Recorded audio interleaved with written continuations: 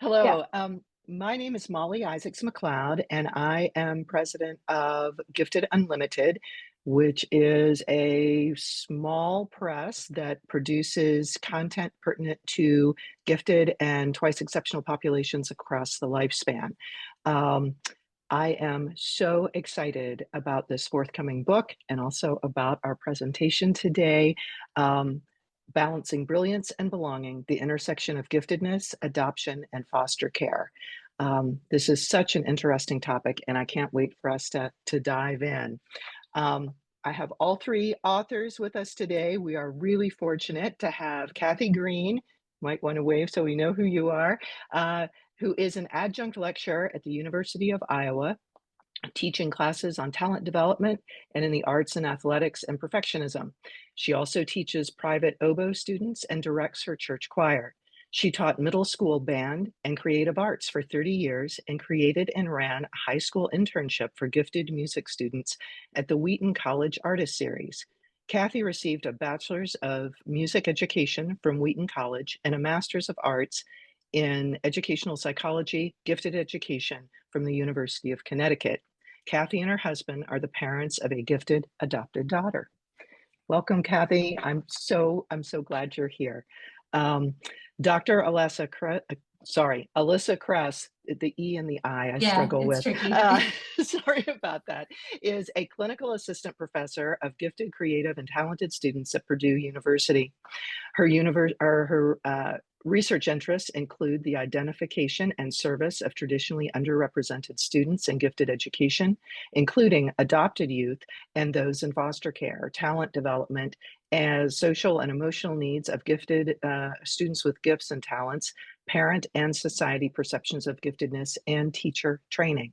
That's a lot. It's a lot. So welcome, Dr. Cress. I'm so glad that you're with us. Mariel, sorry, Mariel Mariel Tater is a doctor of theoretical physics at Cornell University. She received her BS in mathematics and physics at Case Western University, Reserve University, sorry. Devoted to outreach and tutoring, she knows the value of considering the individual needs of each student. As an adoptee who has personally experienced the challenges and rewards of being adopted and in the gifted program, Mariel is enthusiastic about exploring the diverse perspectives of forgotten groups of gifted individuals. She believes that this work is important for a better future, and I think we're probably all agreed on that. Welcome, Mari. Thank you. So, let me throw it over to you guys. Initially, a lot of the folks watching are probably wondering, how did you become interested in this topic? What brought you to it? I'll begin. Okay. So, like many things in life, the life of a parent, my daughter was the impetus. I very quickly learned that my education classes that I had not prepared me for understanding her needs and her ways of looking at the world. Things that I thought were adoption processing times turned out to be gifted ways of looking at the world, and vice versa. As I learned more, I saw that so many of the issues with one of those populations were the same as with the other population, and that my daughter's processing was happening at an earlier time than other adopted children that we knew that were adopted at the around the same time, and that she always didn't fit in easily with her regular age peers. These concerns actually prompted me to pursue a graduate degree in gifted education so I could not only understand my daughter, but the many gifted students I had in my school bands, which interestingly seemed to always be a higher than normal percentage of, of students that are found in the general population. And also my private oboe students, they almost 100% seemed to fit into the gifted category. So I was assisting myself as a teacher a lot in getting this degree. And additionally, I got a whole new picture and perspective and understanding of myself and my family in the process, which a lot of people do as they go through this program. Um, anyway, while I was getting my degree at the University of Connecticut, I began researching those overlapping traits between giftedness and adoption and discovered that no one had ever studied gifted adoptees. And with the encouragement from my professors, that became the focus of many of my projects. So then, fast forward 15 years, some additional personal research and interviews that I conducted with my daughter. We were presenting at the National Association for Gifted Students Conference in Denver a few years ago. And we happened to meet Alissa, who was also presenting on a very similar topic, but hers was dealing with the foster care system. And upon meeting, we knew that we needed to combine forces to change the world for gifted children who are either adopted or are in the foster care system. Wow. So it was fate that you all met.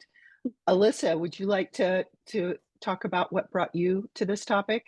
Yeah, that'd be great. I think it is funny, Kathy. We ended up with posters fairly near each other, which doesn't always happen. And we just visited each other's posters and said, "Oh my gosh, we have to do this," right? Mhm. So with my research in gifted, creative, and talented education at Purdue, I had always been interested in research about parenting and the parenting styles that people use and how the influence of parents can make a difference in kids' lives. I don't have an adopted child, but I am an adopted child. So I have adopted parents, and I know that my life as an adoptee really changed the path that I was going to be on for school and everything, and I wouldn't have the resources that I have today if it were not for that. So I've always been interested in that, in parenting, just because of my own adoption. As well as interactions in our youth programs here at Purdue. So we have programs for gifted students K through 12, and I had some interactions with parents that I thought, I don't know if that's necessarily the best way to go about that, but maybe it was helpful, and it made me want to do more work into parenting and things like that. So I started out my research at Purdue in grad school focusing on parenting, and then I was reading through some articles, and I realized, I was reading this one article, and I can't remember what it is now, but it said, I had a student who was participating in this study, and they were in foster care, but they experienced attrition. They left the study because they moved placements. And I thought, why have I never read about anything else about adoptees or children in foster care in a study about giftedness? And it turns out, I did some more looking into that. It turns out there really wasn't anything. Most of what was available about foster care was very deficit focused, focused on behavioral issues or academic issues or things like that. I'm like, there are tons of these kids out there in the world and in the US. We have to be recognizing their gifts and talents and what they could do. And so, yeah, that's how I kind of jumped into it again by happenstance, because I read an article and I was like, this is a problem. And then now I get to pursue that a bit in my PhD, or having received my PhD at Purdue and helping teach students about these issues. And then met Kathy and Mari and said, oh my gosh, we have to do this. So That's just so wonderful. I know when you all first approached me about the book, it was one of those things of course, why hadn't I considered that before? And right. so very interesting. And Mari, please tell us what brought you to the table, or made this an area of interest for you. Mm-hmm. Yeah, I'll say briefly so we can really dive in a minute into our slides here. But as a adopted person and someone who went through various age levels for the gifted program, I definitely saw that those who were in my gifted programs weren't necessarily those who I knew who were my peers who were adopted or fostered. And in a lot of ways, things have to go pretty perfectly for you to be identified and then thrive in a gifted program. And that wasn't necessarily everything that I saw for my adopted or fostered peers. I was lucky enough to have a lot of peers in that group growing up that allowed me to normalize my experience. But as Alissa mentioned, a lot of training and expectation is in the deficit side of things for someone who's a fostered or gifted student. There's almost an expectation sometimes that they will need that assistance. And I think that expectation really led people to under-identify or encourage students on that side of things to enter that program. And that made me very passionate as someone who feels like they got a lot out of a gifted program. Very passionate about trying to improve that experience for my gifted and adopted and fostered peers. So that's how I got more passionate and involved in this, and of course through Kathy. But yeah, I mean, let's dive into the topics now that we've, I think, covered that. Absolutely. Thank you so much. So we know how you all got here, and such an exciting topic. Let's start with, what is giftedness? We're an adoption conference, not necessarily a gifted conference. So how are we, when we talk about giftedness, what are we talking about, and what are we seeing? Okay, so I will start with the first one there, the National Association for Gifted Children. That is, the main national organization for this group of people, and they have a definition for it that is very comprehensive. We have a piece of it here, but these students come from all racial and ethnic and cultural populations, as well as all economic strata, and they require sufficient access to appropriate learning opportunities to realize their potential. That's a really important part. And they also can have learning and processing disorders that require specialized intervention and accommodation. We'll get into that a little bit more later on. And they definitely need support and guidance to develop socially and emotionally in their specific areas of talent. So they may have giftedness in one area, or they may have giftedness in multiple areas. So that's part of that definition. So yeah, Alissa, you want to talk about the federal parts? Yeah, so I'm sure with adoption law and the adoption side of things, you guys have knowledge of different laws in different states and how complicated everything can be. It's the same for gifted. But basically, there was a federal report in 1972, so over 50 years ago, and it was really the first major comprehensive report about giftedness. And they defined it, which is a very similar definition to NAGC. And they brought up some key issues that were prevalent at the time of giftedness. They talked about existing services don't reach large and significant subpopulations, so minoritized students, disadvantaged students, a very small percentage of gifted students actually receive services. It can be expensive. As Kathy mentioned, these students really do need additional services to support their needs and meet their needs. And meeting the needs of these students will also help other students as well. That's what they said over 50 years ago. That's still true now. So we're trying to make progress on it, but we're trying to get there, but there are still issues over 50 years ago still today. So that was a federal report. The only ongoing federal funding for gifted education is the Javits grant, which is a federal grant from the Department of Education. So that's the only one. We just have the one. And then, so we're working on that too. And then, of course, the No Child Left Behind Act has the current federal definition of gifted. But each state is different. Each state has its own, unique definitions. Very few states also have funding for gifted education. That's the issue.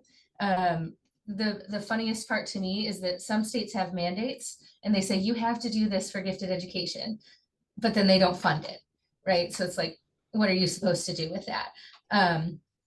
And yeah, so that's kind of a federal summary of where we're at. Is it's complicated.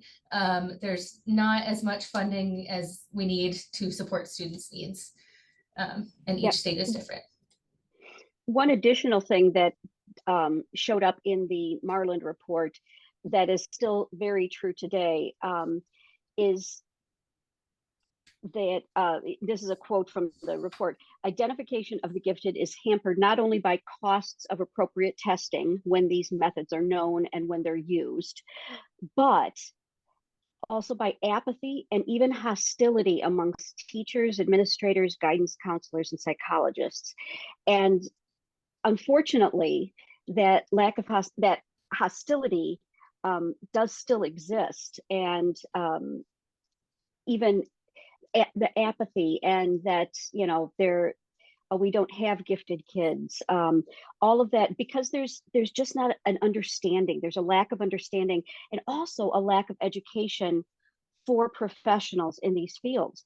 Teachers do not get education in the field, in the area of gifted. And if it happens in a teacher training program, it's usually one chapter within their special needs class that they take, or special education class they take. It's like maybe it's one chapter in the book that is discussed, and sometimes it's always thought of as, well, if we don't get to that this semester, that's not the end of the world. So there's a lot of teachers across the country that have little to no understanding of how gifted kids work and how they need to learn and how to differentiate for them.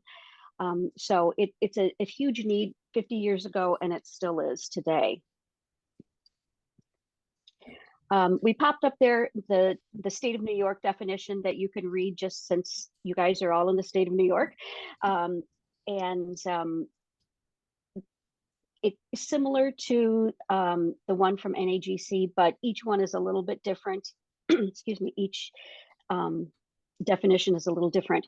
There was a group of people called the Columbus Group that in 1991 got together and tried to define giftedness, as opposed to, from an educational perspective, more from a social and emotional perspective, and dealing with intensities and asynchronous development, and that these students are qualitatively different in the way they are aware of their world, aware of their education, aware of their ability to learn, as well as how they take in experiences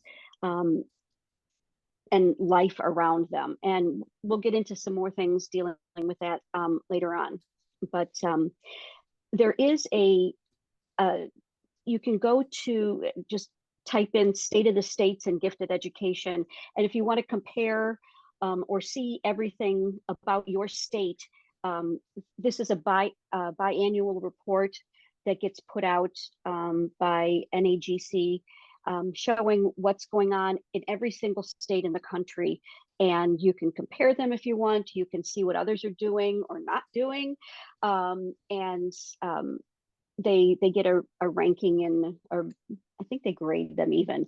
So so there's a lot of information out there if you want to explore this further. And Purdue has a specific report about equity and access and laws and things where they do also grade them. It's from a couple of years ago as well. But basically, to succinctly answer your question, Molly, is it depends. And it's more than just kids being smart. You know, there's a lot of things that go with that. I feel like I have to say my personal favorite is the Columbus Group, because it's more qualitative than quantitative. I mean, you certainly need that quantitative piece, but I think it makes advocacy difficult when we're a little shaky on what exactly it means. And so it's, you know, our, you know, five definitions here, or four, and then if you go to state of the states, there are even more. So it can be a little slippery, which leads me to something that Kathy alluded to a few minutes ago. when I advocate for gifted students, in addition to being publisher, I'm an attorney. So I do that when I talk with parent groups, especially when I talk with schools and leadership, they'll say, oh, we don't have any gifted children here.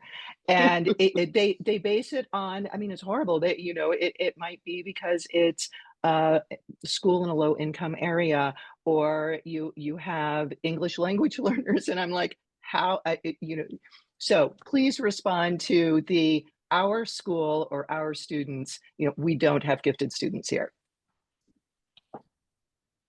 Yeah, this is a somewhat common myth, unfortunately, that there's an understanding that there are gifted people in the population, but not necessarily an expectation or understanding that it could be under your nose at any time, or in your classroom, or in whatever population you're serving. And a lot of people might recognize this bell curve here in the context of things like IQ and that distribution, but that's not necessarily the only measurement for giftedness, as a lot of people might know.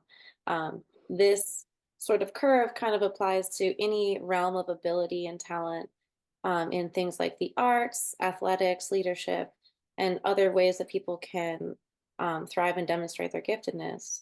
And I think one thing that we need to know is that, statistically, everyone has a gifted student in their midst, and a lot of people spend a lot of very important time serving the left side of the curve, where there is a need for addressing challenges with the students, but a lot of people also need to spend more time addressing the right side of the curve, which is just as big, just as prevalent, and in a lot of ways sort of neglected, because people sort of expect that if my student is gifted, well, they'll figure it out.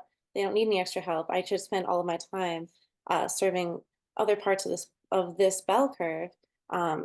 Unfortunately, what we see, and what a lot of people see when they're doing research about gifted students, is that you need to really spend time understanding your gifted students and recognizing that they have kind of unique challenges that can really hold them back from thriving in the classroom or outside of the classroom in some unexpected ways that we're going to list and talk about shortly. But yeah, the myth that there's no gifted student around at any time just kind of needs to get addressed, because Yes.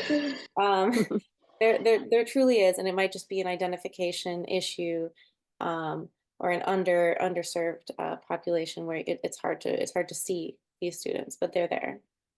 Yeah. The kind of the general rule of thumb is about 10 to 15% of the population is going to be in the gifted range. And so if you take just the statistics of 400 to 500,000 kids that are in this foster care system in the US every year, 10 to 15% of those kids statistically are probably in that gifted range. And the same with adoptions. So in New York specifically, the 2021 numbers were the most recent ones we could find. Was in the foster care system, there's 14,650, and that year up through the end of September, the adoptions, there were 1,145. So again, when parents are getting training in adoption and in foster care, the thing that you hear about is when students have difficulties in class, when they are struggling, these are things to do. And you don't hear that it might be because they are bored or they already know the material. So those are just some interesting statistics that I think we need to keep in mind. Absolutely. Oh, I was just going to sort of, I worry about time, but the statistics, I think when you see the bell curve and when you think about this is how many, 10 to 15% of the population, 5 to 10, it doesn't sound, sort of hard to get your head around that. But when you say there are 14,000, children involved here, and at least 10% fall somewhere in this range, that makes the number more real. So Mhm. thank you for that. And that kind of leads into the next thing we want to talk about and address, which is the myth around what gifted looks like. We're not always talking about a straight A compliant student. So please talk a little bit about that myth of how gifted looks at home, looks in the classroom. Okay, so I'll start off here. Gifted kids, they may not be the, the anxious hand raiser, and or if they were when they started elementary school, that may dwindle over time. Sometimes those kids get labeled know-it-alls or their teachers' pets. Um, Sometimes they're the ones that are always giving more information than the teacher or the other students are looking for. Um, and sometimes they're the only ones to raise their hands with the answer. So all of these things may be what these kids start out like in elementary school, but over the years, school may become much less interesting to them. And that's because they're not learning anything new when they're in school. And sometimes they may become withdrawn. They may just kind of close into their own little world. And sometimes they're actually behavior problems. So, and this rang true in our research. Samuel, one of the people we researched, who interviewed with us, when he started playing in school orchestra, like in fourth grade, I think it was, the behavior problems that he had decreased because all of a sudden he was learning new things. It was something brand new, something he hadn't done before, and something he didn't already know. So that was the case. Yeah. You have Alissa, you have a story about a foster Yeah. girl. Yeah. So basically everybody pictures for gifted. I'm sure many of you are thinking of Sheldon from The Big Bang Theory, right? And he's, smart. And he was kind of a behavioral challenge for a lot of his teachers, though, especially if you watch that Young Sheldon show. So they're not all people pleasers raising their hand, answering questions, or when they do, it might not be the most appropriate answer to what the teacher was looking for. Sometimes gifted kids are creative and they're going to find solutions to problems that you might not have thought of or ever imagined. There was a girl in foster care down in Florida, who one of my colleagues worked with, who she needed some money to help support herself and everything. She was in a group home, but she wanted some additional funds. And, in my opinion, I'd be like, oh, okay, well, I'll go find a job or something like that. But that takes time and resources and transportation, right? She didn't have that. So she decided to start selling marijuana out, and she grew it outside of her window, outside in her group home. She's like, well, it's not in the house, it's outside of the window, so it's not a problem, right? And she started to grow and sell marijuana as a solution to her problem for needing more money. It didn't require her to go anywhere else. It didn't, require her to have any transportation or anything like that. Obviously, they put a stop to that eventually because that was illegal, so we can't do that. But they're not necessarily going to follow the rules. They're going to come up with creative solutions to problems that you might never have thought of. So we need to be aware of that for sure. One last thing I'd like to add too, given that this myth exists where students will just always thrive if they're gifted, because they have the ability to technically, is how it plugs into the fostered and adopted students. A lot of people in our research had exposure to media or peers who saw being fostered or adopted as strange or an indicator that they were going to be in some ways like a rule breaker, or in some ways maladaptive. And that led them to desire to fly under the radar, or in other ways hide from view from their peers. And that doesn't necessarily encourage someone to thrive or raise their hand or stand out in the classroom if they feel this need to fly under the radar or to hide themselves from view because they feel like an outsider in some sense already. And that's something we did see with some some students, and that's a way that this under-identification can happen. And it's good to kind of take note of that as a teacher or a counselor, for sure. Yeah, and socially, there's or culturally, there are some students that aren't encouraged to stand out. They're which would lead them to more hide their gifts as well. Absolutely. I think, realizing that identification is so crucial to then being able to provide appropriate challenge and engagement, so that you don't have idle hands, so to speak, and making sure that young people are able to engage content at an appropriate level is really key to addressing some of those seeming behavior disorders that really aren't anything beyond being bored. So Mhm. thank you so much for that. So what are some of the socio-affective traits that are shared by individuals who are gifted and either adopted or foster youth? What does that intersection result in, as far as what might we be looking at, as far as what we see at home and at school? Well, the list that we have there is really part of it. There we couldn't go into everything in this presentation, but this is a list to get you started. So we're going to jump right into trauma as our first one. I think Alissa, you were going to talk about this. Yeah, I was going to talk about trauma. So trauma is pretty intense, as I'm sure a lot of you guys have experienced with that. On the adoption and the foster care side, students basically, like gifted children, experience trauma a little bit differently. They experience things, as we'll talk about in a little bit, at a more intense level. They experience things that you might not think they would pick up on. It's a lot for a gifted student to go through, especially one who's experienced trauma in adoption or foster care. I do want to say trauma doesn't have to just be like an abusive situation that they experienced. Even just moving placements, that's stressful, right? That's a lot of trauma for a lot of kids. And we'll talk about this in a little bit too, but foster children on average experience about 8 placement changes in their lifetime.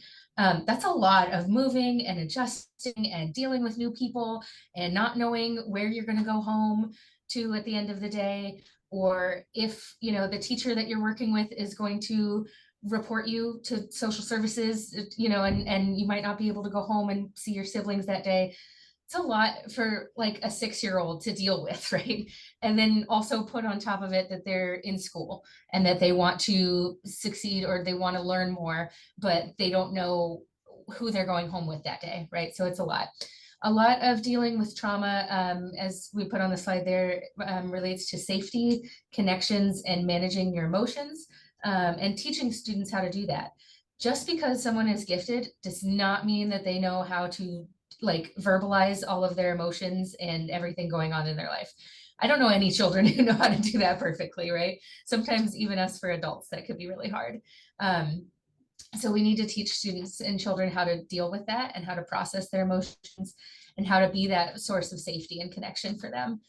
This is a quote from Daniels and Mextreth, but it says, being acutely aware of both their physical environment and emotional life, gifted children tend to be more intense, more sensitive, and more prone to experiencing emotional extremes, whether exuberance or despair. So it's intense. It's a lot for gifted students. They're going to feel it a lot more strongly. And they might pick up on things that you don't think that they picked up on. They might realize things are going on in, between family members and things that you're like, I didn't think, they heard me talking about it. They can just feel that sometimes and experience that. So there's a book that we can provide as a resource besides ours, but a free resource from Morton and Berardi. That's an entire book about trauma-informed teaching practices and trauma-informed practices that's available for free, which is pretty cool. So we can share information about that, but about how to process with and deal with trauma and things like that. So yeah, it's intense. Thank you very much. So when you talk about intensity, because that's come up a couple of times, And in anything that you look at having to do with gifted, that's a big buzzword. Can you sort of break down for us what that means and what that looks like? Um,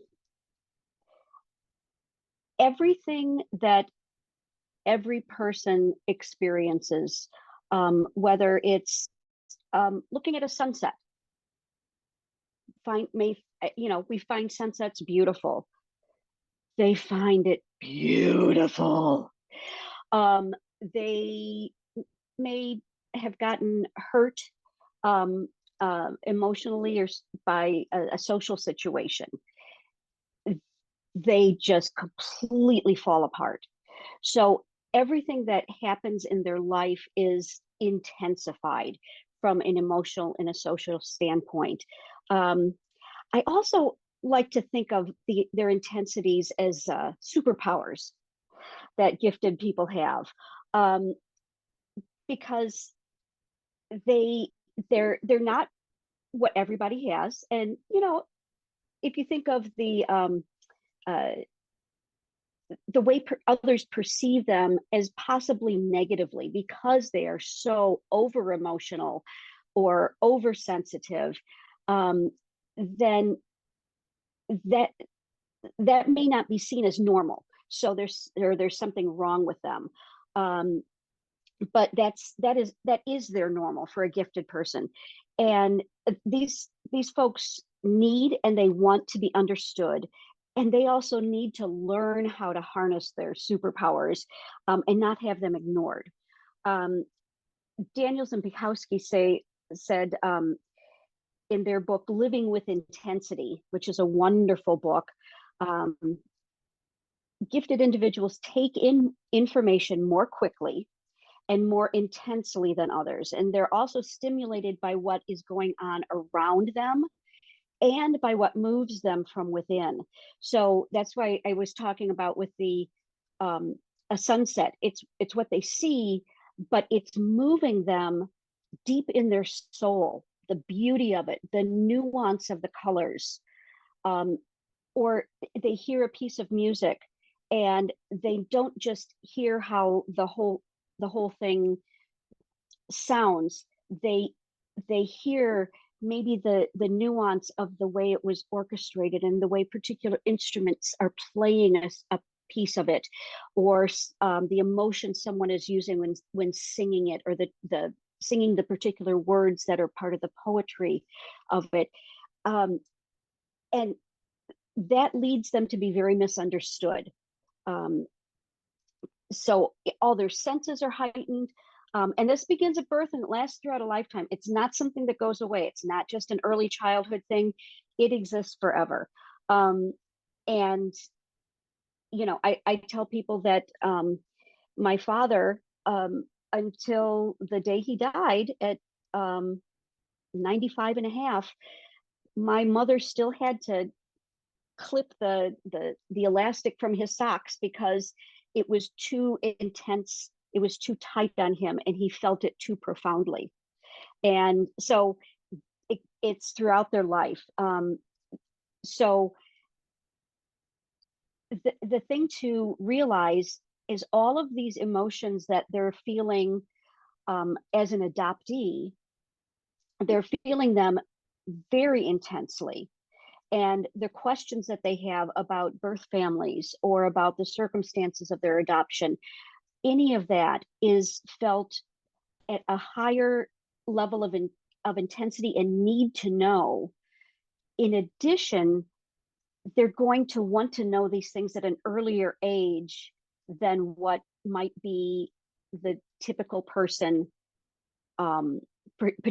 particular adoptee that maybe has a normal IQ range.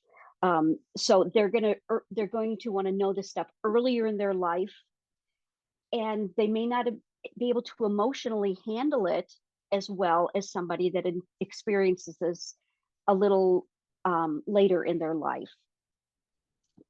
So they all of these things, even things like death or loss or divorce, they're going to understand it more intellectually as an adult, but and feel it at an immensely deep level.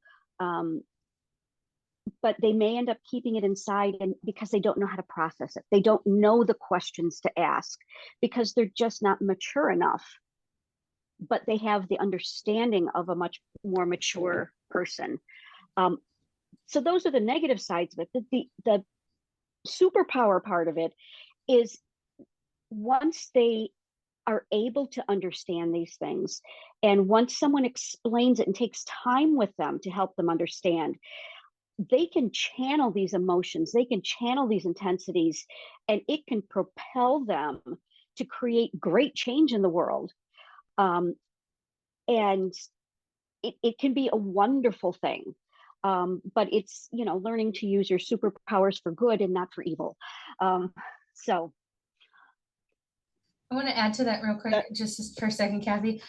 You mentioned, that children might not be able to, so they question these things and they ask these things, but they might not be able to process it to the emotional extent that we want.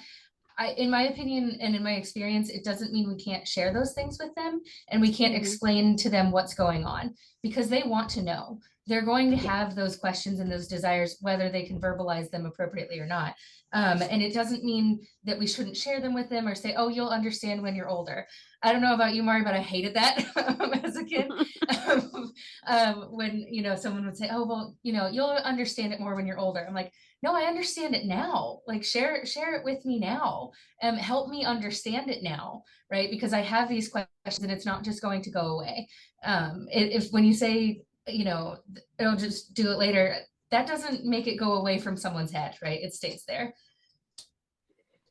No, I think all of that circles back to the asynchronous development, Kathy, that you were talking about, where there is an emotional awareness and there is an intellectual capacity to understand things on a different level, but there's a lack of life experience that certainly should not prevent sharing that information.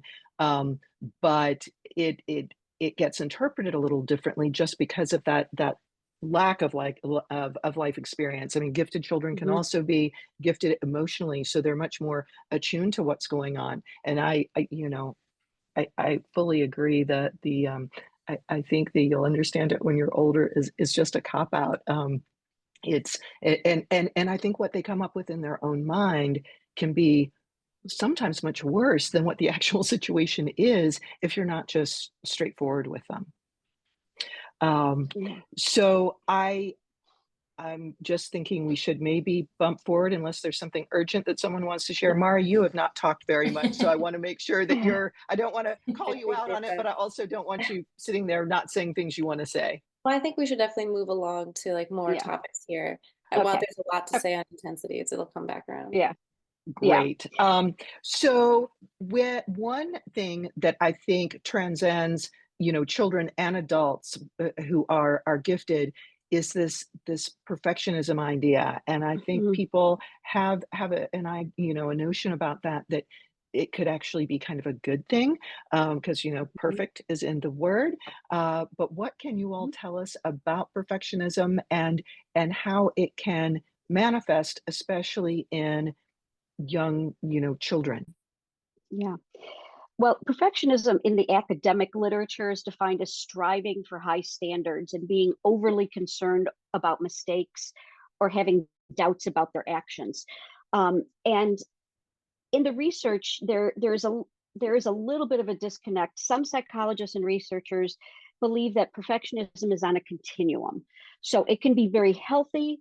It can help you strive for excellence. It can help you to overcome things, that drive. But it can also be unhealthy or neurotic, where you're just so concerned over things that are going on that you can't do anything. You're frozen. And so, like, a healthy perfectionist can derive pleasure and satisfaction from intense effort, and they allow themselves to be less precise in a situation if it warrants it, and they're very good problem solvers. However, on the unhealthy side, they believe that they're incapable of doing things well enough to meet their own unrealistic expectations, because their expectations are something that physically cannot be met. one thing that I say, if your child is dealing with perfectionism, that using the phrase, well, practice makes perfect. Well, what is perfect? I mean, perfect is an intangible, inachievable goal. So that's a problem. And there are some researchers that believe that you should not even utilize that word perfect, that you should always say, well, let's strive for excellence. So if you read things about this topic, you have to understand that this is sometimes some researchers will be very, don't even use the word. Others will say, well, it's on a continuum. And also people will have perfectionistic tendencies in certain areas of their life or at certain times in their life, and they may not have them in other areas of life or at other times of their life. Other issues come into play with the perfectionism. Just because you're a perfectionist in schoolwork doesn't mean you're going to want to clean your room. Right, exactly. So if it's only seen negative, it can restrict your growth. And that what is real to you is what ought to be, and it's not attainable. Now, on this slide, we do have a couple of quotes from Paige, who was one of our interviewees, but I talk about praise, and there's the work of Carol Dweck has gained a lot more wide-ranging exposure over the last 5 years or so, which is really good, because just praising somebody because they did something well, that doesn't mean that they actually had to put any effort into it. So you want to praise the effort, but you also want to make sure that that your praise is very specific. So if somebody asks you, oh, they played something on the piano, oh, did this sound good? Oh yeah, that was really nice. That's not what they're looking for. What is it that was nice? What is it that I need to work on? Give me the specifics so I can improve.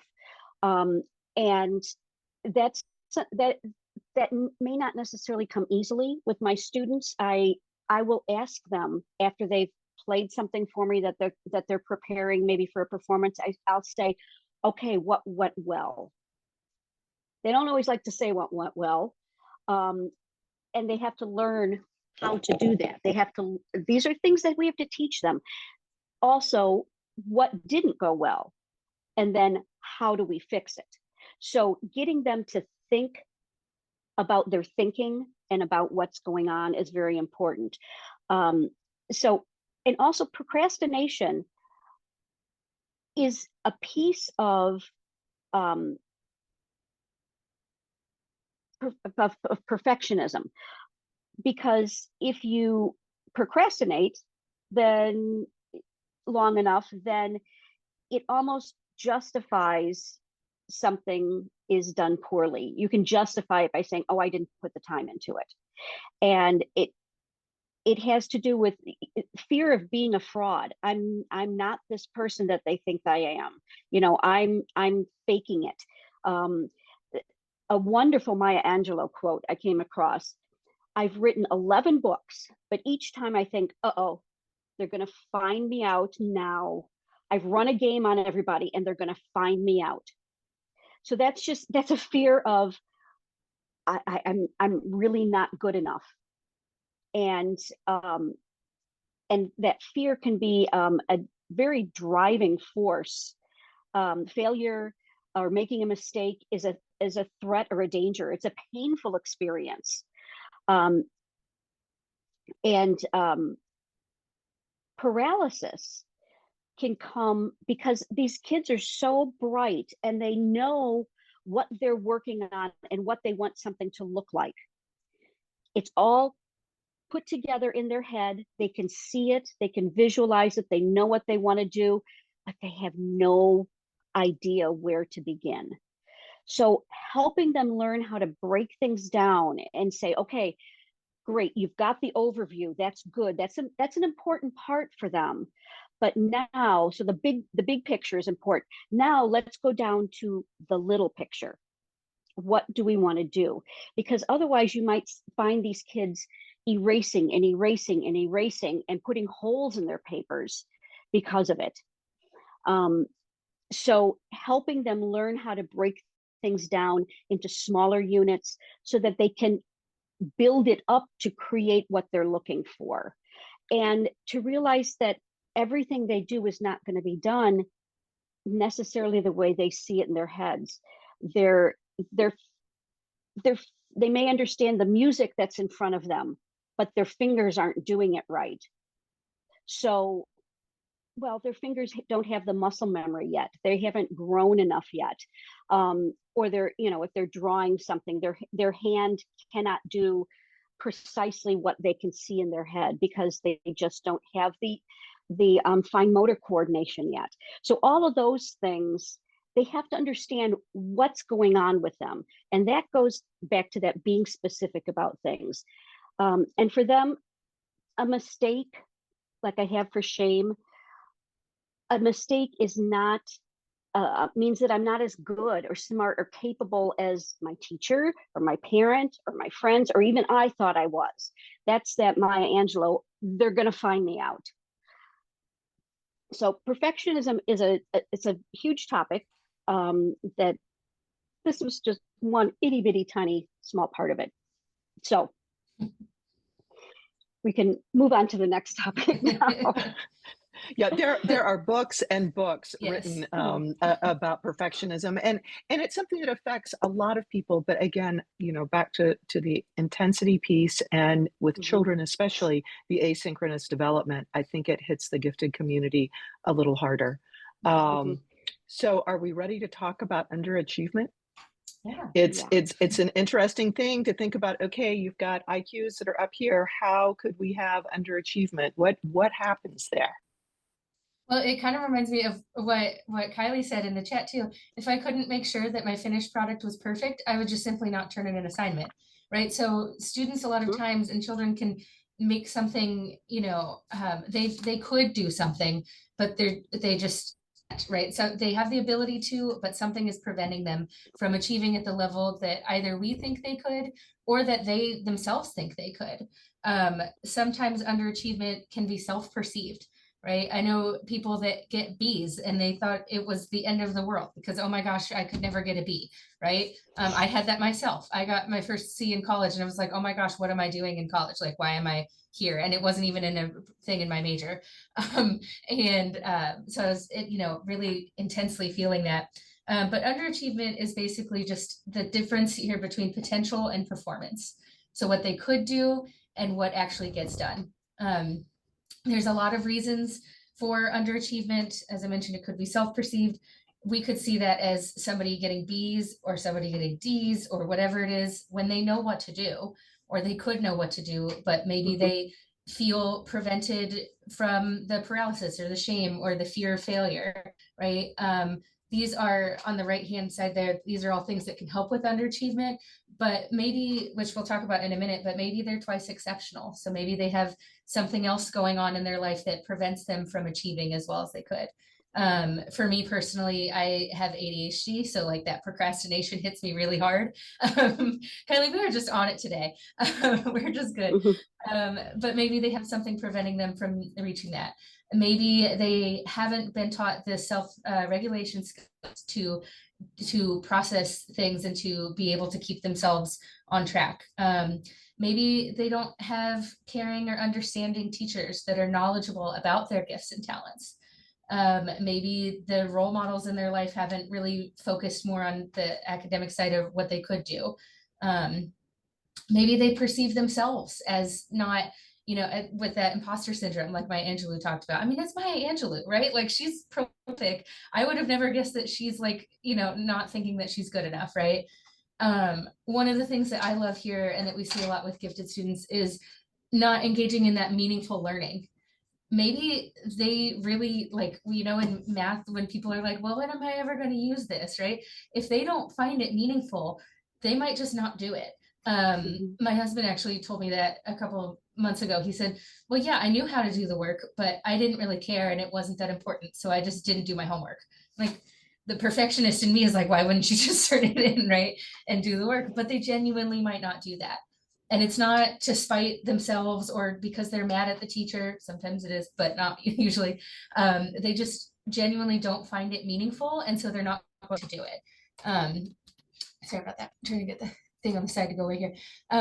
Maybe, you know, they need to value what they're working on. Maybe they need that supportive environment. So there's a lot of potential reasons for underachievement, and a lot of things that can play a factor. They could also be involuntary underachievers, and I want to point that out. That could be someone who, you know, could do the thing, but they don't have the resources to get it done, or they're underrepresented in gifted education, so they can't quite, you know, they don't have the tools or the people around them, or they're not identified as gifted, so they could be doing better, but because they don't have that support there, they look like they're underachieving. Maybe they are getting A's and B's in their general education classes, but they could be in AP or in honors doing exceptionally well, right? So there's a lot of reasons for that. And there's a lot of sometimes pressure to achieve that they have to deal with as well. I wanted to point out the model too. We had a quote from one of our participants in our study, who was talking about being an adoptee, and that because they didn't know at first who their biological parents were, they thought, oh, well, you know, I can't do so much. I can only, you know, achieve to a certain level. But once they found out about their birth mom and dad and knew that they were successful academically, they were able to see that as a model, and it gave them some confidence in their schooling, because they saw, you know, they're not limited to what they thought they could do, and everything like that. So there's a lot of factors there. Yeah. No, that's so important. I think the other thing that happens with giftedness as it relates to underachievement is that these children get accustomed to the gold star, the straight A. And so while they might be in traditional track classes, I know we don't technically track anymore, but it's still in the vernacular, but they are hesitant to take risks after a point because maybe they will get that B, or Lord forbid, you know, a 92 instead of a 100. And so, and I think that's something that parents need to be aware of as well, because some parents will say, well, I want them to come out with a 4.0 so they can get into a good college. And it's kind of like, yeah, but if that 4.0 is at a lower level, are they really, you know, you want to prepare your children to complete and not just be admitted to college. So I just thought I'd throw that in. Yeah. Definitely. Yeah. Do you want to say something about underachievement, or do you want to get to asynchrony? Let's go on to asynchrony. Yeah. All right. So asynchrony, we have talked sort of peripherally about, but it is so crucial, especially for gifted children, much more so than gifted adults, that I think what do we need to be aware of when we think about asynchrony as it applies to gifted children? Well, the little charts that we have there, these are just some examples. You know, you may have a 6-year-old that has a cognitive age of an 8-year-old, but their physical age is the same as a 6. Sometimes you'll even have kids that are smaller, so they may even look like they're a 5-year-old.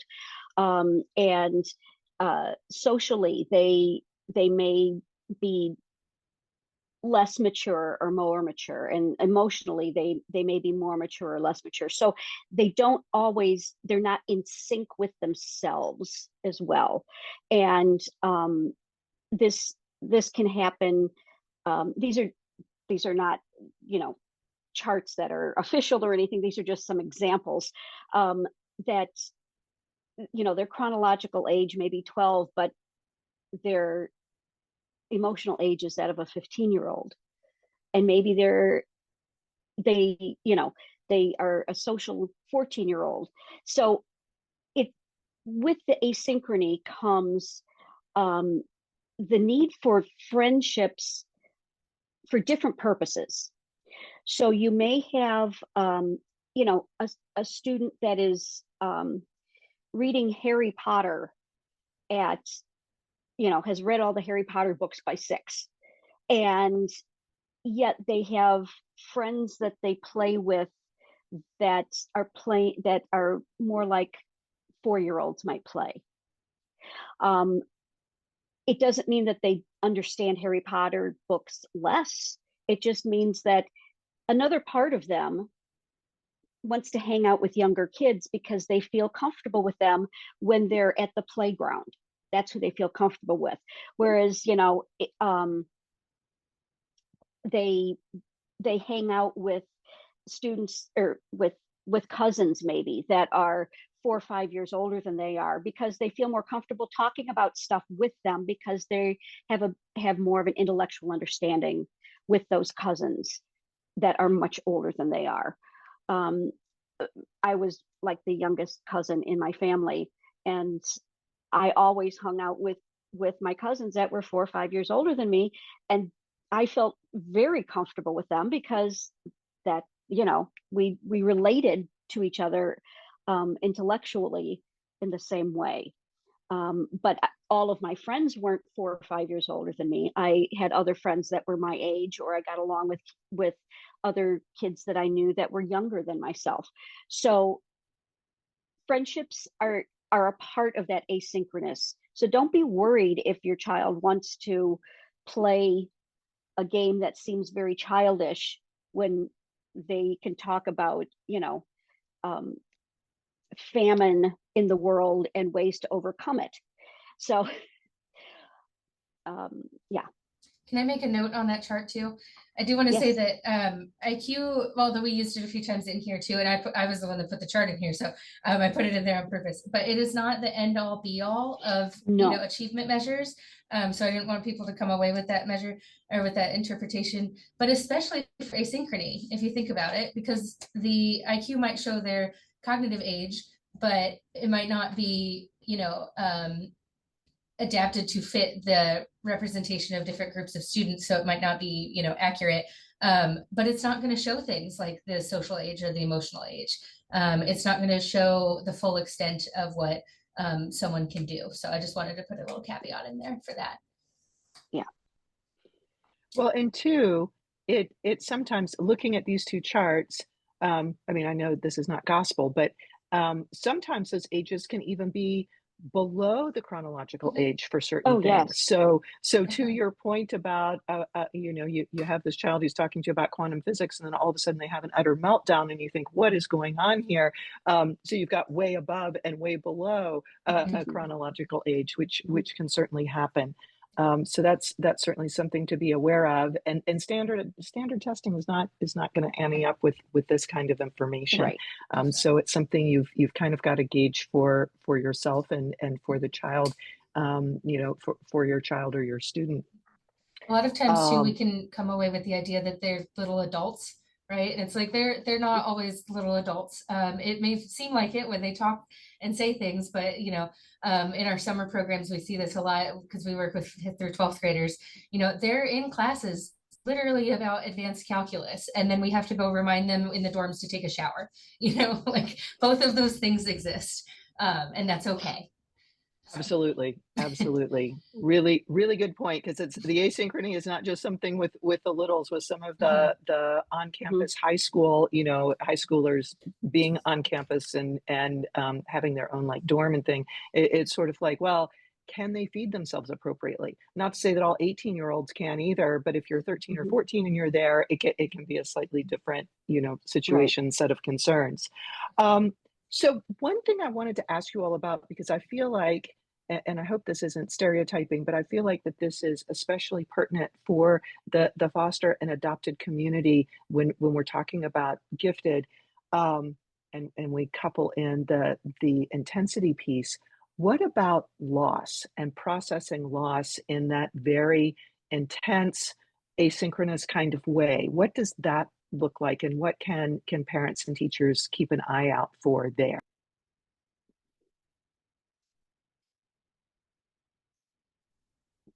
Jackie, do you We want me to have, jump in or go yeah, ahead? go ahead.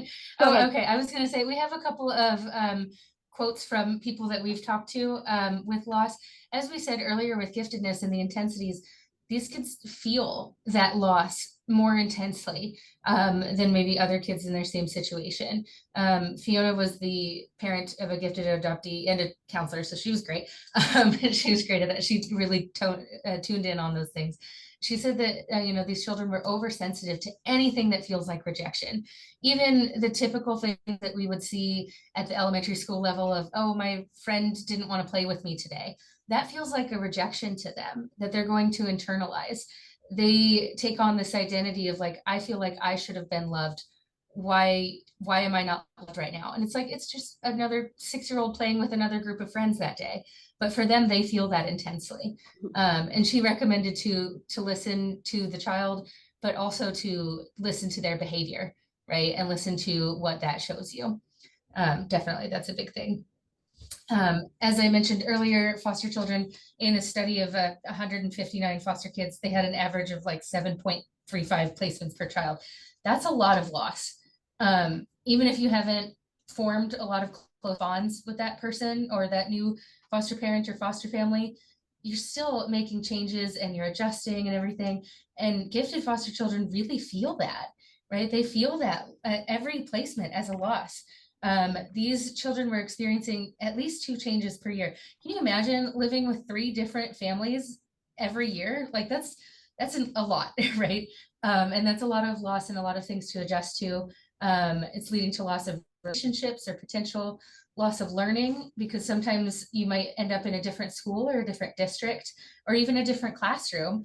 And you have to get adjusted to everything and the ways that people do things. That's a lot to deal with, right? And you have a gap that you need to bridge sometimes. My husband, when he was a kid, he moved from Illinois to New Jersey, and he was going to be identified as gifted in Illinois because it was the end of 3rd grade. He got to New Jersey and they wanted to put him in the remedial class. So all of a sudden he was behind, and he's not in remedial programs, but he was so behind based on their standards because it was a different state or a different area, right? And so you're losing that sense of that learning or those opportunities and that sense of normalcy too. Just being able to go to school every day and live your life and go home to the same place every day, right? So that's a big thing. Yeah. One of the things that Dr. Grace LaJoy was a gifted child in foster care, and she has a book with that name. And she said that being chosen for the Gifted and Talented program as a foster child taught me that I can be successful in the midst of turmoil.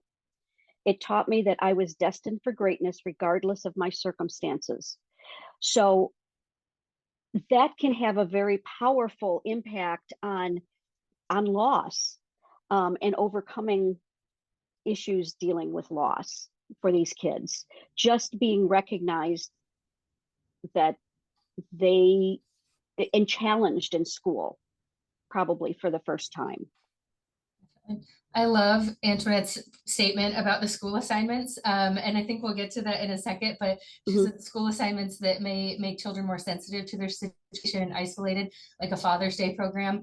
I have a personal mission not to do family trees because it can be really complicated and confusing for kids. For some kids, it's fine. Like we've talked to adoptees that said, oh, well, I just used my adoptive family and that's fine. And some that didn't think about it. But for me, I was like, well, which one do I put down? I don't know. I could put my biological family. I could put my adoptive family. I could put my step family. Like there's so many different options, and connecting it back to that perfectionism, you want to do it right? And you may or may not want to share those things with your family. So there's a lot that goes along with school assignments like that for sure. Yeah, and the plan for that, I would say that we did do a couple interviews with people who in the classroom, they either were doing something in biology class about heritable traits where they had to compare themselves to their parents, for examable, or they had to do something like a family tree. And ultimately, it was not possible for them to complete it without making some sort of classroom adaptation. And it required them, almost forced them to disclose their adoptee or fostered status to a teacher. We had one student who said, they went up to the teacher to ask about how to do the project in their biology class, if they were adopted and therefore not related to their parents. And the teacher reiterated loudly, kind of to the whole classroom in a way, their adopted status, which led to a lot of questions and misconceptions from those students that the student wasn't necessarily prepared to address, and also just led to stress and undue uncomfortableness in the classroom that doesn't necessarily lead to achievement. You know, you don't want to be in the classroom and feel uncomfortable. That's not the best way to thrive. So things like that are actually, it's really an important question, you know, how to structure lessons where you don't necessarily create this sort of situation for students. It's very important to bring that up. Yeah. Okay. I know we're running short on time, so we're going to need to zip You along a muted, little Molly. bit more. Yeah. Oh, there we go. Right. No, absolutely. I don't think I think it's just a matter of not thinking it through, not being aware. So if as the parent, you can maybe head some of that off, that can be really helpful. So what about self-doubt? What do you all think? Well, just very quickly, I found this an interesting juxtaposition between Temperance as a 6-year-old and Temperance as a 13-year-old. So the self-doubt, mommy, the teacher keeps repeating the same thing over and over again, and I thought I got it the first time. Obviously, I'm missing something, and there must be something wrong with me. So in the class, their mind made a giant leap to, oh, I'm missing something. No, you got it the first time. So there's nothing wrong with you. And then later on, this quote, I guess I'm destined to be an underachiever, was the result of looking at a picture of her birth parents that she received in the mail, like with a birthday card or something like that. So in just looking at them saying, oh, okay, well, I guess, you know, I'm going to be doubty, because the picture, you know, they were kind of a little frumpy looking or whatever, and they just second guess themselves all the time, because they have this other whole piece of them that is separate from the family they live with now. And so they're constantly looking at both of those things and trying to put them together. And am I smart? My parents seem to think I'm smart, but maybe I'm really not, because, you know, they're not my birth parents, and I don't have their genes. And so there's always this questioning that's happening within these students, of who they are versus who they think they're supposed to be. And it's very important that their adoptive or foster families talk to them about who they are. You know, Temperance's mom said, you know, nature may have given you intelligence and physical characteristics from your birth family, but it's up to you to apply them. So they need to understand that you have these gifts. They need to be acknowledged in the first place. Okay, the kids know they're different, so acknowledge that and help them understand. It doesn't mean you're better than, it just means you're different than, and it's your job to do something with that. If you choose to be an underachiever, then, you know, and choose not to go to school and pursue your passions, those are choices you're making. We're, as parents, as adoptive parents, we're going to try to keep them from doing those choices. But what? And the choice isn't made for them by their situation, is one thing that right. we did see. Exactly. So yeah, and the choices your birth parents made are not the choices you're necessarily going to make. So Absolutely. No, I think that really makes a lot of sense. Um, Sort of in the interest of moving things forward, I'm wondering if mhm. we could go to slide 15 and Mhm. just briefly touch on twice exceptionality, which is something that could be a whole class in itself. But could we just address what that looks like, what a parent might be hearing from a teacher, from school, what might point in the direction of twice exceptionality being an issue? Yeah, so You there want are a lot of things that go along with being twice exceptional. As Mari mentioned earlier, a lot of resources get put towards kids that have special needs or special education. When I studied all the different training for foster parents available in the US, if they talked about education at all beyond they need to be in school, which is great. I'm like, cool. They mostly said, here are the special education needs that they might have, and here's how to address that. But then you don't also talk about the gifted side, right? So basically what twice exceptionality is that it's a child who is gifted, but also has some sort of learning challenge or something going on that prevents them from doing what they could do. One of the kids that I worked with their family in the foster care side, they looked like they just were not gifted because they were in first grade and really far behind in school and just were not catching up and everything. Well, it turns out they had a hearing problem and they needed a hearing aid. Turns out the family knew that, the biological family knew that and just didn't get it done, which was a whole other issue. But the foster family was able to hook them up with the hearing aid. All of a sudden they shot up in school because they could actually hear what was going on. By the end of first grade, they were at or above grade level in terms of their education.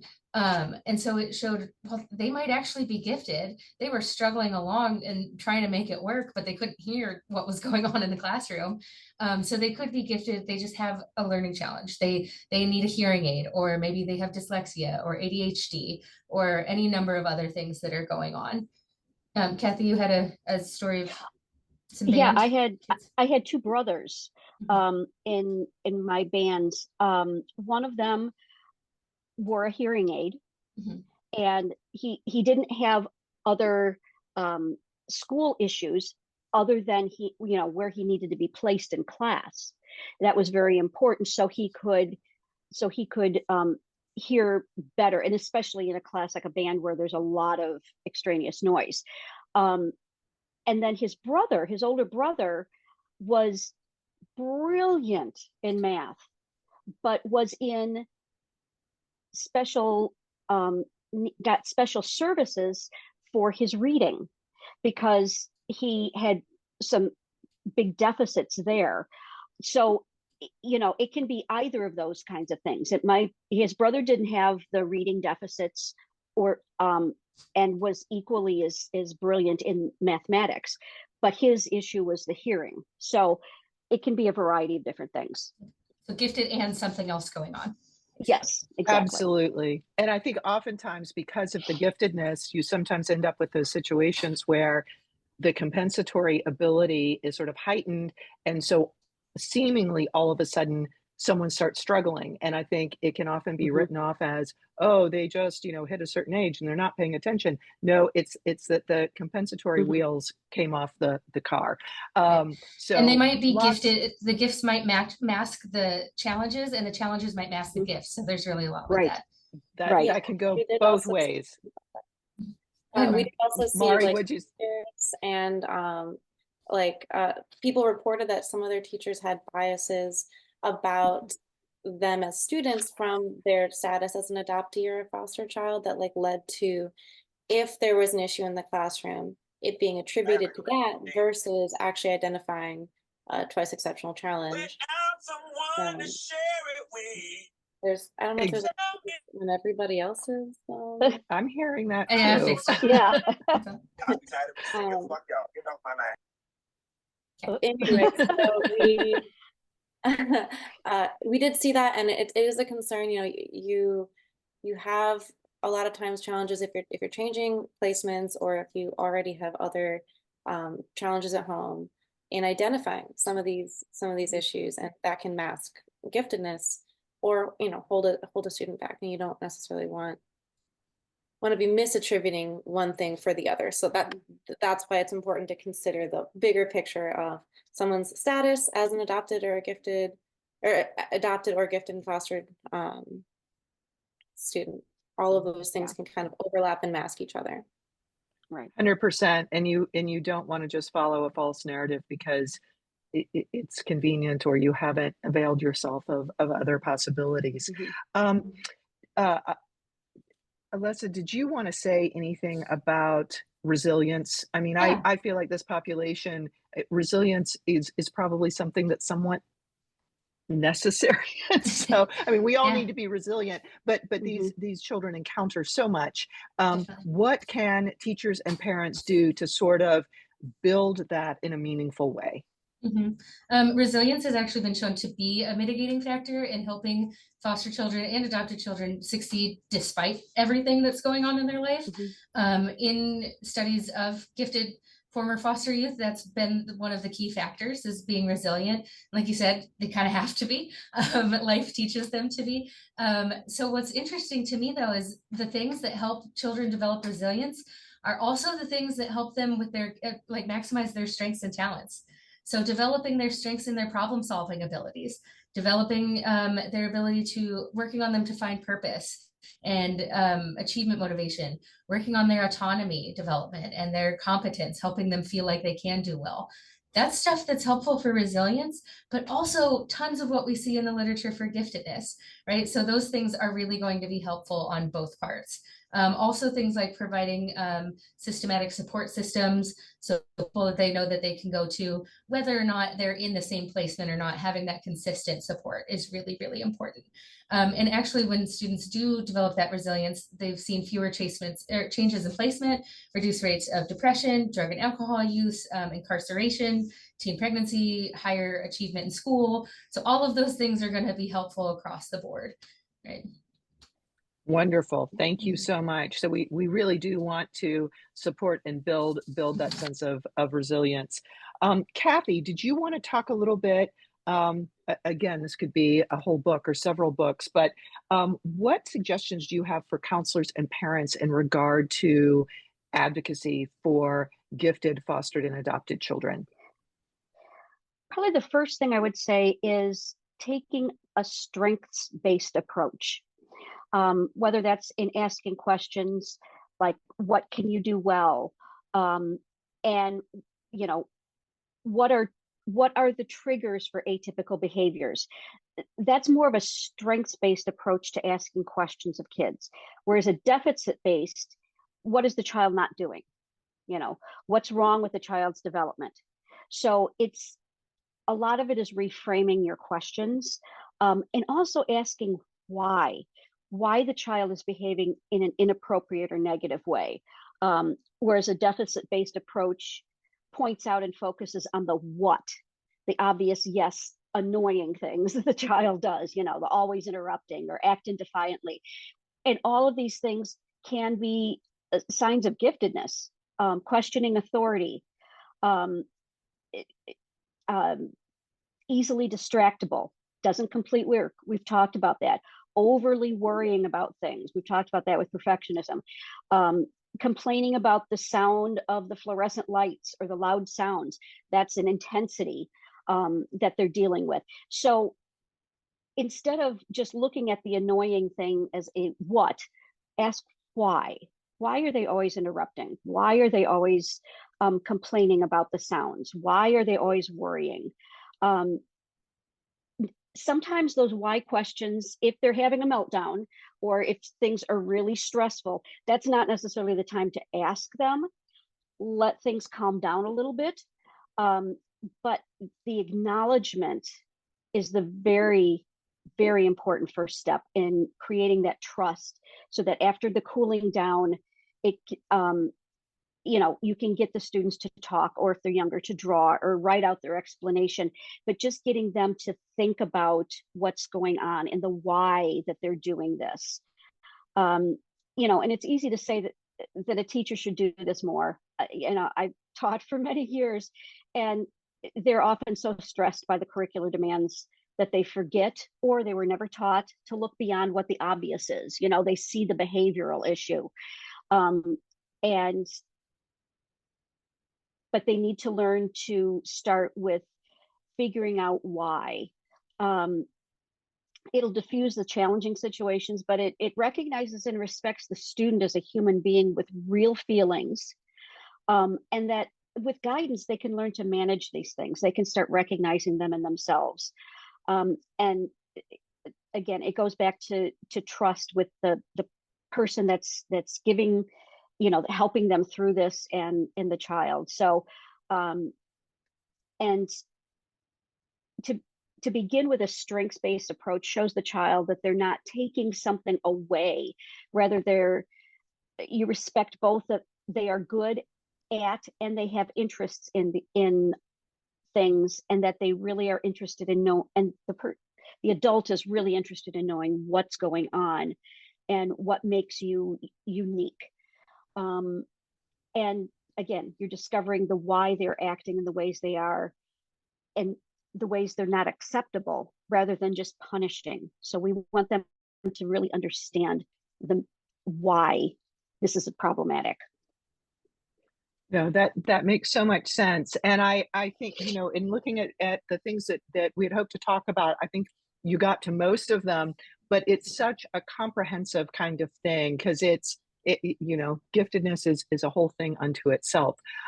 So what I'm going to suggest, given that we have technically like 3 minutes to go, would you all like to just chime in about the book and about seeing you all in person, or some of you, 2/3 of you, at the in-person conference next week? Yes, I will be at the in-person conference next week. So if any of you are there, I'd love to chat with you further. We can talk more about some of these things. You can ask me some specific questions about your kids or your circumstances. You know, we will have Alissa there virtually as well. Yes. But we're going to do at the next Thursday night from 9:30 to 10:30, which is after the program is over, you know, just kind of bring your own beverage. We'll sit in the lobby at the Hampton, and we'll just have a chat and get to know you time and talk about some things. We have, if you're interested in answering our questionnaire or know somebody that might be, there's you can either scan the code or go to the tiny URL. If you'd prefer to do an interview as opposed to filling out a survey, you can do that. And if you want to scroll ahead a couple of slides to our, yeah, there we go. So that we have an email and a website. You can contact us through either of those things. And, you know, we'll leave you with a wonderful quote from Rodney Walker. Every child is one caring adult away from being a success story. And Rodney Walker is that success story. If you're not familiar with him, look him up. He was in foster care and went Twice from exceptional. Twice exceptional. He ended up being a Harvard grad, and is pretty astounding what he's accomplished in his young life. So look him up, and thank you so much for coming. And Can I ask you a Kylie, quick question? I was going to say, Kylie, can you email out the PowerPoint? Is it something you can do? You'll be at the conference. I haven't memorized our workshops yet. Are you doing a workshop, or are you personing a table? Neither. We're just going to be there as okay. All right. Observers, but that's why I said, you know, we'll have this little time on Thursday evening after all of the activities are done for the evening at the conference. Yes. And that's nice. We'll be able to touch base. Yeah. And it's not too late to get a table if you had any interest in that, but that's great that people will be able to see you at 9:30. Okay. Yeah. Great. Yeah. And we'll be walking around the conference, you know, and attending sessions, things too. So, yeah, Kylie, we can email a copy of the PowerPoint. We'll do that. So that way you have that on the slides that we didn't get to talk about. And that way it has the email and the website and the QR code and all of that good stuff. Mm-hmm. So. All right. Well, thank you all so much, everyone.